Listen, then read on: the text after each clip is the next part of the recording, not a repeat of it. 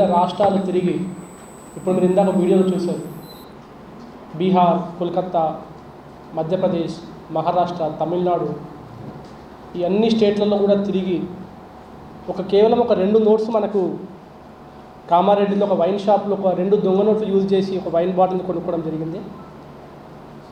ఆ వైన్ షాప్లో పనిచేసే అఖిల్ అనే వ్యక్తి మాకు ఇన్ఫర్మేషన్ ఇవ్వడము, ఏ గుడ్ సిటిజన్, ఆయన బాధ్యతగా ఇన్ఫర్మేషన్ ఇవ్వడంతో ఇమీడియట్గా మేము దాన్ని వెరిఫై చేస్తే అవి ఫేక్ నోట్స్ అనేది తెలిసింది. దాని సోర్సెస్ కనిపెట్టే ప్రాసెస్లో మనకు కామారెడ్డిలో ఎవరైతే దాన్ని వినియోగించి వైన్ని, లిక్కర్ని పర్చేజ్ చేశారో ఆ పర్సన్ని కూడా పట్టుకోవడం జరిగింది. అండ్ అతని దగ్గర నుంచి చాలా విషయాలు మాకు తెలిసినాయి. ముఖ్యంగా ఈ ఫేక్ కరెన్సీ అనేది, ఈ కౌంటర్ఫిట్ కరెన్సీ అనేది పోస్టల్ అండ్ కొరియర్ ద్వారా వివిధ రాష్ట్రాలకి, కస్టమర్స్కి వెళ్తున్నట్టుగా మాకు తెలిసింది.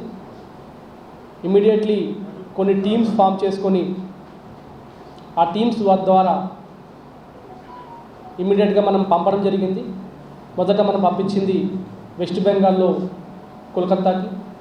ఆ కోల్కత్తాలో మనకు ఒక పర్సన్ ఎవరైతే దీన్ని పోస్ట్ చేశాడో, సౌరభ్ డే, ఆ పర్సన్ దొరకడం జరిగింది. ఆ పర్సన్ దగ్గర ఇన్ఫర్మేషన్ తీసుకుంటే ఆ పర్సన్ కేవలం ఓన్లీ దీన్ని ఫేస్బుక్లో పబ్లిసిటీ చేసే ఏజెంట్ అతను. ఇతనికి యాక్చువల్గా సోర్స్ అనేది తెలియదు.